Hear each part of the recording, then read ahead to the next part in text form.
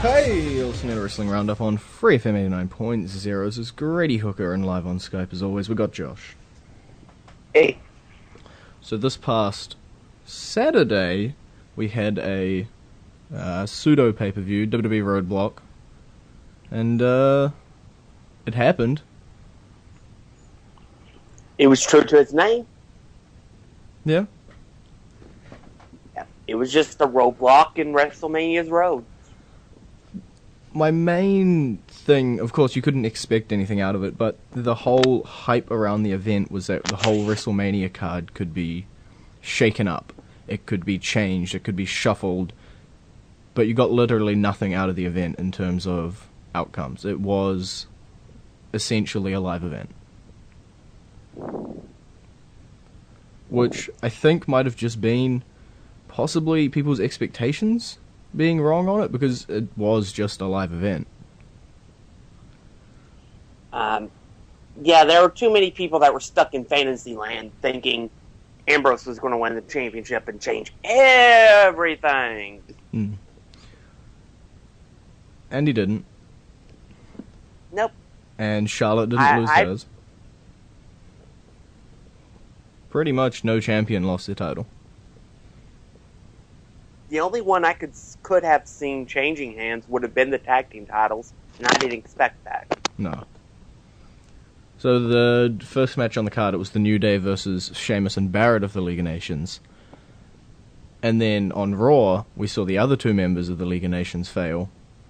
And now at WrestleMania, it's the two teams clashing for a third time. Yeah, but I think it's going to be 3-on-3 rather than actual tag team title match. Barrett. I feel so sad for Barrett. Maybe 3-on-4. Maybe the New Day will recruit somebody to be the fourth member for that match. And you'll have a 4-on-4. I'd rather that than see Barrett just be sad and all alone and not in the match.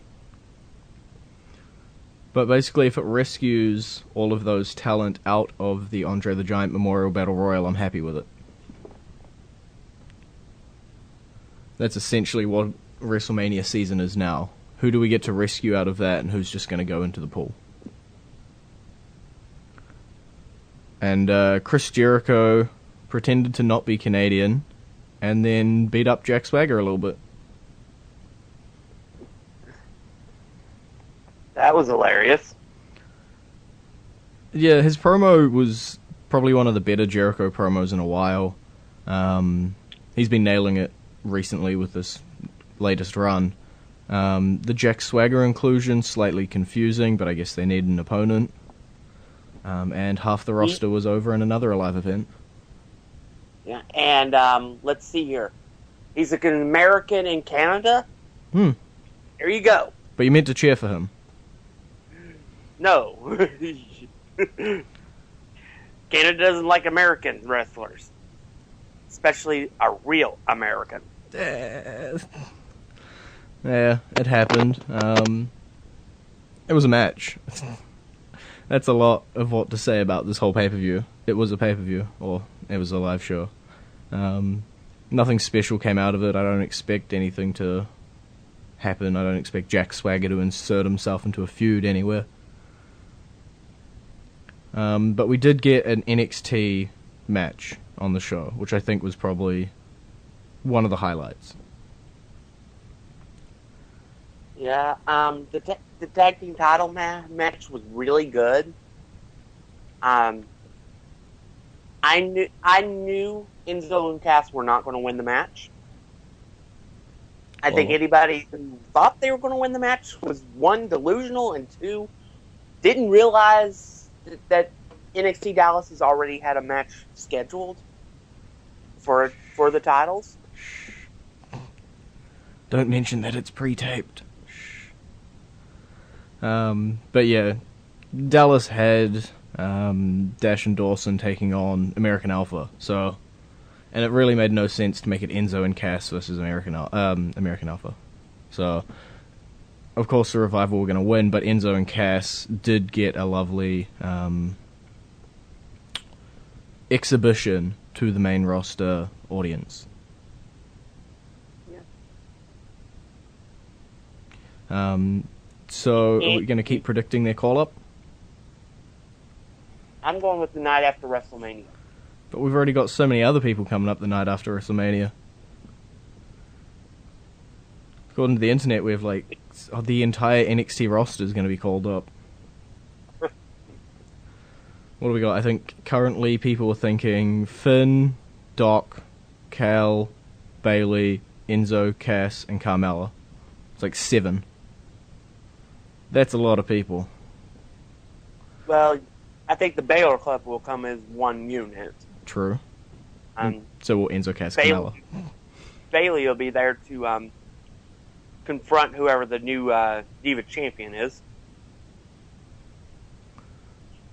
And Enzo and Cass will just arrive. Yep. So probably to face the New Day. Didn't we just turn the New Day face? Yeah. God. The New Day at this point are just whatever you need them to be. If you need them to feud with the League of Nations, they're the faces. If you need them to feud with the Usos, and they're the bad guys. It's just... they're doing what they're told to do, and their entertaining characters are able to transcend the line of heel and face and just do entertaining things that can be perceived in both ways. And I think that's down to the talent of the 3 men and the chemistry between them, and just being able to pull it all off. We also got a Divas title match, Charlotte versus Natalya. Also one of those matches that quote-unquote could shake up WrestleMania. I never even had heard that it was going to be a title match until they started doing the re-announcements. Me neither. I was very confused. In the promo before the match, Natalya said if she won the match, she'd get her one step closer to a title shot. That's what I heard. And then suddenly when they're in the ring, JoJo announces that it's a title match. I guess what? I guess they thought, why the hell not? If Natalya's not winning, why not just put it as a title match? So yeah, Natalya lost, but it was a solid 13.5-minute match. So, say what you want, they did put on, in my mind, a fairly entertaining match.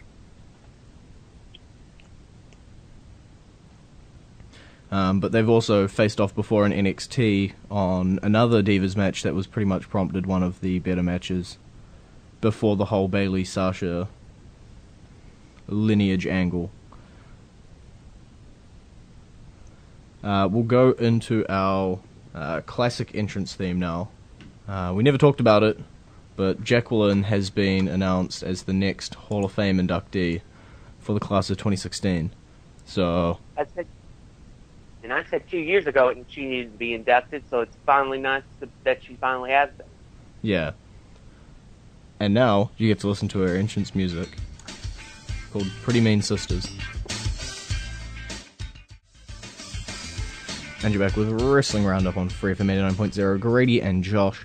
So we'll just talk a little about Jacqueline before we head back to Roadblock. It was pretty highly rumoured, but it's also one of those females who deserves to be in the Hall of Fame. Yeah.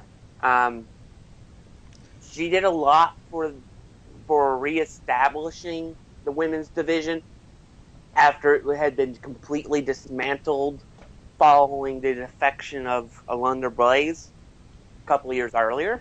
And she helped move the division beyond Sable, who was just eye candy.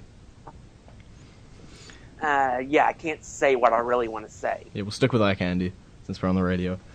Yeah, I think everyone always seems to, when they think of women's matches, they'll go to the Trish leaders, where you actually need to rewind it back a little bit and see the people who set up the foundations for that from what essentially could be just called a shambles of a division beforehand, and Jacqueline was quite a big player in that. So we'll move on, because we've got a lot more to still talk about. Brock Lesnar versus what was meant to be Bray Wyatt. Turned out to be just Luke Harper. It'll go down in the record books as a handicap match. But Bray never went in the match. Yeah. It was Brock versus Bray. Bray's like, hey, we're going to make this a handicap. And Brock's like, sure, I'll beat up two of you. And then Bray just walks off. I'm personally hoping that begins some sort of split between Harper and Wyatt. Maybe even set up a match for Bray Wyatt versus Luke Harper at WrestleMania. Luke Harper did look visibly annoyed at the fact that he was left alone to be demolished.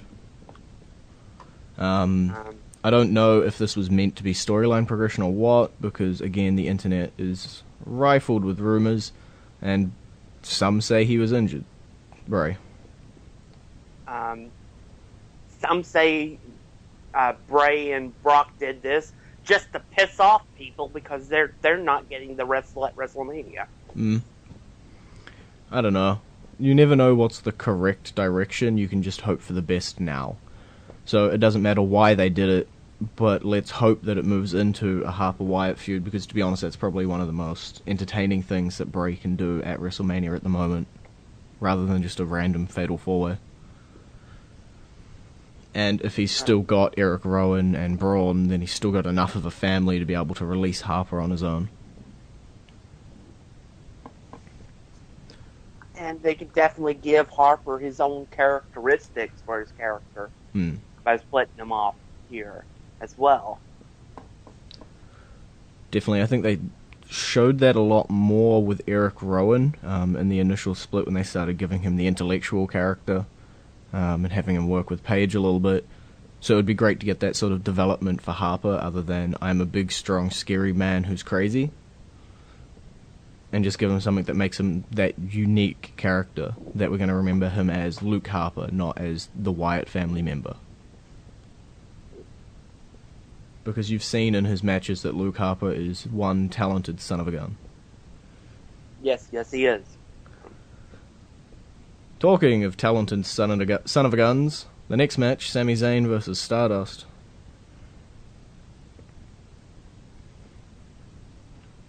Yeah, this was a good match. I think we're definitely going to get a Intercontinental Championship match between Zayn and Owens at WrestleMania. Yes. Yeah. There's still an argument to be made about the 6-man or multi-man match, but I think Zayn Owens is what you can build up to as a solid feud, rather than the I'm just going to throw everybody into the multi-man match style match. And I definitely would prefer there to be that personal storyline. And Kevin Owens and Sami Zayn are going to be two guys who are going to be feuding until the end of the business. They have that backstory, and it's never going to stop. They can be best buddy pals and tag teaming, and they're still going to be feuding. So they're going to be Shawn Michaels and John Cena. There you go. One of them will be a champion, and they'll have to be forced to be tag team partners together and win the tag team titles, and they have to defend the tag team titles, all the while doing a WrestleMania feud for the WWE Championship. Maybe not this year. But one day I can see that happening. These are two of the guys who, fingers crossed, nothing goes wrong, should be here for a while to come. And not overlooking Stardust either. As long as we're slowly starting to see the end of Stardust and starting to see Cody come back sooner or later, I think he's also got a bright future. We'll leave the main event until after our current song. So our current song is current Diva, Naomi's Amazing.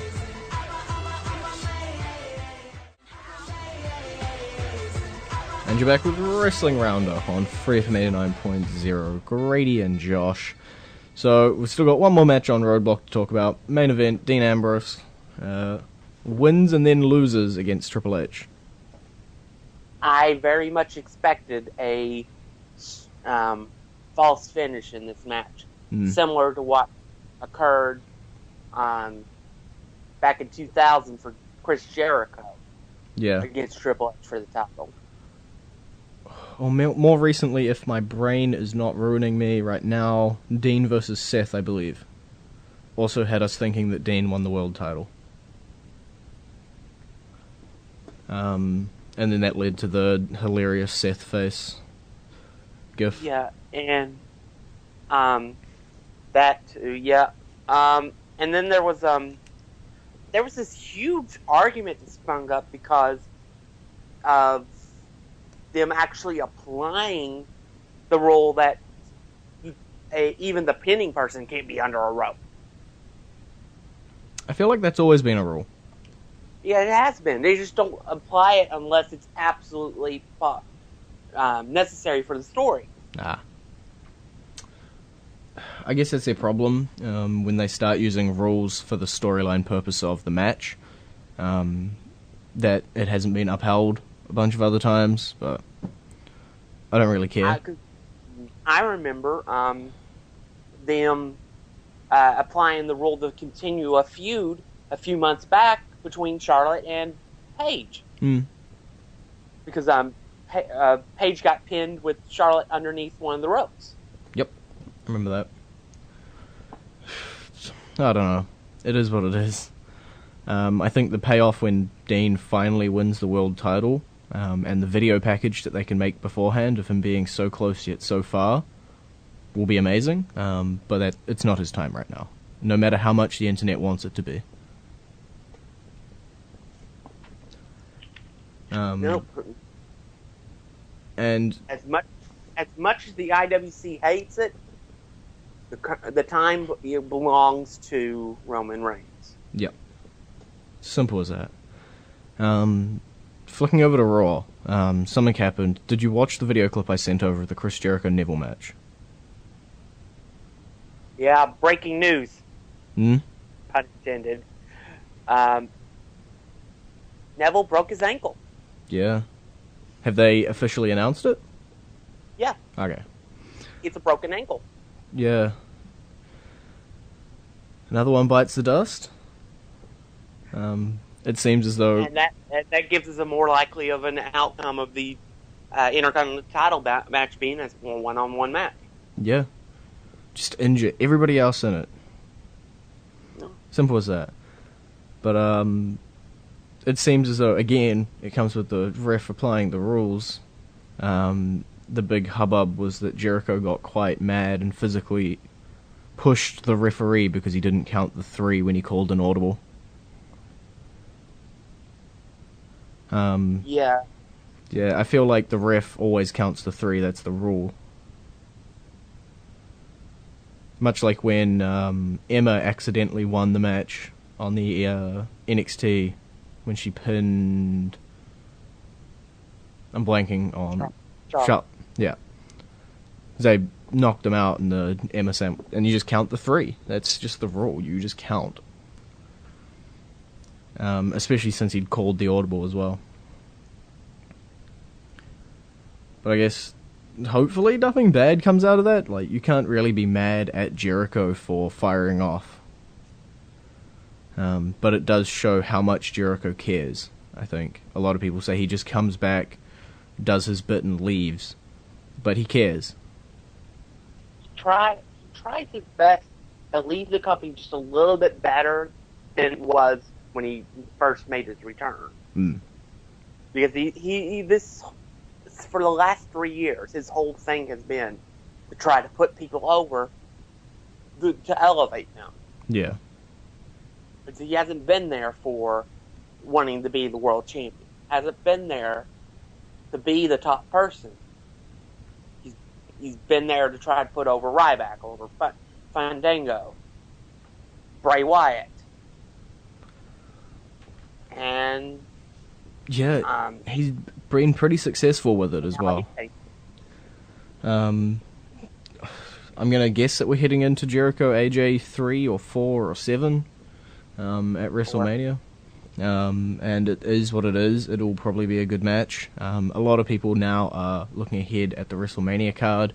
The Usos versus the Dudleys also being announced on it, and just completely hammering the card, saying it's absolute poop, and that nobody wants to see that. But the opinion we seem to have, and that we were pushing pretty hard, was that you can't judge it before the event. You can't... Let's make this like big and philosophical. You can't judge an event by its card. I think that's right. I have seen plenty of cards that didn't look like they were going to be much at all, and then turn out to be the top card of the year. It is what it is. Like the you have to let the event happen. Yeah. Then you can judge it. And hopefully it'll be better than you think. Hopefully. It's WrestleMania. I think no matter how much you say... I believe that if you go into an event expecting the worst, no matter what happens, that's what your opinion's going to be after the event. Yeah, fair enough.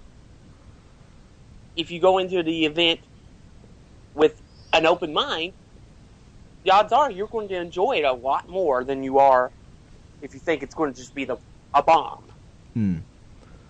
There was a period where I would go on Squared Circle, the Reddit subreddit for wrestling, and I'd read through all of those, and then I'd go in and I'd participate in the discussion, and I found out that participating in a discussion live on the pay-per-view with people on the internet that are not people I know ruins the experience.